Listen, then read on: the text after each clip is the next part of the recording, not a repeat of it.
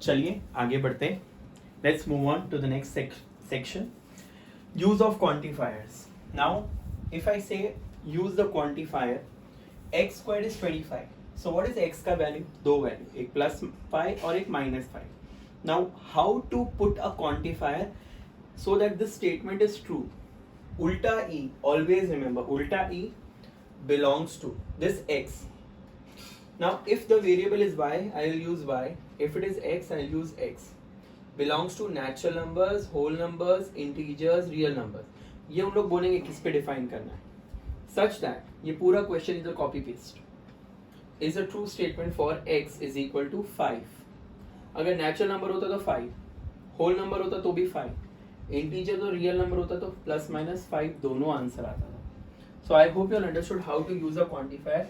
Actually Maharashtra board का एक question है, इसीलिए मैंने ये लिया है, तो आपके काम आएगा ये. Now comes laws of implication, यानी इम्प्लीकेशन में हम लोग क्या क्या चेंजेस कर सकते हैं जिससे हम लोग को आंसर्स मिले. ध्यान दीजिए. P implies Q, तेरा friend funny is implication, right. Now as soon as मैं इम्प्लीकेशन को उल्टा कर देता हूँ, यानी इफ को देन की जगह पे डालता हूँ और देन को इफ की जगह पे डालता हूँ, यानी इम्प्लीकेशन का उल्टा किया ना तो उसे बोलते हैं कन्वर्स. इम्प्लीकेशन में मैंने नेगेटिव डाला ना तो उसे बोलते हैं इनवर्स. एंड नेगेटिव लगा के उल्टा किया ना तो कॉन्ट्रा पॉजिटिव. सो इम्प्लीकेशन का उल्टा कन्वर्स, इम्प्लीकेशन में negative is inverse, and negative लगा के उल्टा किया तो कॉन्ट्रा पॉजिटिव. अब मेरी बात ध्यान से सुनना. इम्प्लीकेशन और Contra positive logically equivalent statement है, करेक्ट स्टेटमेंट है, और ये दोनों बंदे कन्वर्स और इनवर्स सेम है. अगर नहीं समझता तो इनका राइमिंग कन्वर्स इनवर्स सेम होगा, implication और contra positive सेम होगा. Sir, why you are teaching this? In simple terms, I want you all to understand कि कभी कभी हमारा आंसर ये आएगा बट ऑप्शन ये नहीं रहेगा, ये रहेगा, तो हम इसे मार्क करेंगे. आई hope you understood. Next, I am not taking sums, it's just a concept based lecture, so make sure that you understood everything. Now pay attention. Negation of compound statement. Compound statement यानी क्या? Connectors के साथ. So no not never है तो remove कर दो, नहीं है तो पुट करो, ये तो रूल है. 0 is a complex number, I will say 0 is not a complex number. Now followed by the rules. And बन जाएगा और बन जाएगा and. Equal to not equal to, less than greater than equal to, मुंडी घुमाओ dash लगाओ, और अगर इधर डैश होता तो इधर डैश नहीं आता. इक्वल रे, उल्टा ए उल्टा ई. उल्टा ए मीन्स व्हाट? ऑल और every will become some and few. I take a simple example. Some students are studious. तो can I say every student is not studious? तो some का बन गया every and not studious. Okay. True बनेगा false and tautology contradiction. Now comes negation of conjunction, negation of disjunction, negation of implication and negation of double implication. So now pay attention. P and Q negative दोनों को जाएगा और and बनेगा और. ये देखो negative दोनों को जाएगा और बनेगा एंड. सो याद है ये सेट रिलेशन फंक्शन में या प्रोबेबिलिटी में भी हम लोग ने पढ़ा है, De Morgan's law. Yes, it is known as De Morgan's law. Moreover P implies Q. आप देखोगे ट्रुथ टेबल बनाओगे तो ये इक्विवेलेंट आएगा. P implies Q is equal to पहला एंड दूसरे का नेगेटिव, पहला एंड दूसरे का नेगेटिव, पहला एंड दूसरे का negative. And P double implies Q is equal to पहला एंड दूसरे का नेगेटिव और दूसरा एंड पहले का negative. So now if I say if I become teacher then I shall open school. ये जेई का सम है, तो if I become teacher then I shall open school, यानी इफ और देन कट हो जाएगा, तो इसका मतलब मेरा आंसर क्या होगा? I become teacher and I shall not open school. Negative second वाले में जाएगा. इस नेगेशन के ऊपर पूरे कॉन्सेप्ट या सम्स मैंने मेरे लेक्चर में डाले हैं, आपको मैं उसका लिंक शेयर कर दूंगा. तो लेक्चर आप देखोगे ना तो पूरा नेगेशन समझ में आ जाएगा आपको कि कैसे क्या वर्किंग करना है इस नेगेशन के ऊपर. I hope this is clear. Now comes few laws of mathematical logic. Idempotent law, खुद को मिटा के खुद ही देता है, यानी P and P is P, P और P is P. Commutative law, हेरा फेरी कर सकते हो, P and Q, Q and P, P और Q, Q और P. Associative law, What is associative law? See now, both the signs are same, so this bracket can be shifted. It is known as associative law. Distributive law. Now check this sign and this sign. अंदर बाहर sign अलग है, अंदर बाहर sign अलग, अंदर बाहर sign अलग.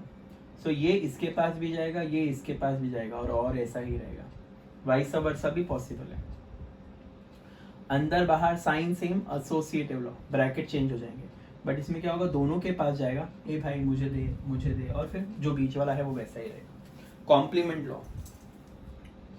कॉम्प्लीमेंट लॉ क्या होता है? See, this is positive, this is negative. True false या false true, it will be false because and में क्या है, दोनों ट्रू तो ट्रू वरना फॉल्स. और में एक भी ट्रू चलेगा. सो नाउ एक पॉजिटिव एक नेगेटिव एंड है तो फॉल्स, एक पॉजिटिव एक नेगेटिव और है तो true. I hope you remember this. P and true is P. That means the entire answer will depend on P. If P is true, the answer will be true because both true. And P is false, the answer will be false. P and false, obviously and में एक भी false तो false ही होता है. P और true, एक भी true चाल से तो true आएगा. False में इस पे depend करेगा. अगर ये true होगा तो true answer होगा, false होगा तो false होगा. So इसका मतलब my answer will depend on P. इसको बोलते हैं identity law. Conditional law is nothing but P implies Q. P implies Q का दूसरा वैल्यू क्या है मैथमेटिकली, जिसमें हम लोग if और then यूज नहीं करेंगे. It is negative P and Q. It is negative P and Q. Biconditional is what? P double implies Q. तो देखो P implies Q and Q implies P. Truth table बनाओगे same आएगा. Which is also equivalent to, ये देखो same चीज़ है, negative P और Q. अब इसमें क्या होगा, पहले का नेगेटिव और दूसरा एंड बीच में वैसा ही है. So this is conditional law, पहले का नेगेटिव और दूसरा. This is biconditional law. P implies Q and Q implies P. P implies Q and Q implies P. याद है मैंने बोला था if and only if होता है तो कन्वर्स भी बोलते हैं, थोड़ी देर पहले ही बोला था, वही है. तो नेगेटिव P और Q एंड नेगेटिव Q और Q. I hope this is clear. एक छोटा सा पार्ट और है इसमें, अगर आप याद रखो तो बहुत काम है आपके. ये सर्किट्स में भी यूज होते हैं. आप लोगों को पता होगा सर्किट्स में अगर ये दोनों स्विच सीरीज हैं, क्या है, series, so we are going to use and अगर ये पैरेलल है, सॉरी दिस इज, मैंने वापस वही बना दिया, और अगर ये पैरेलल है,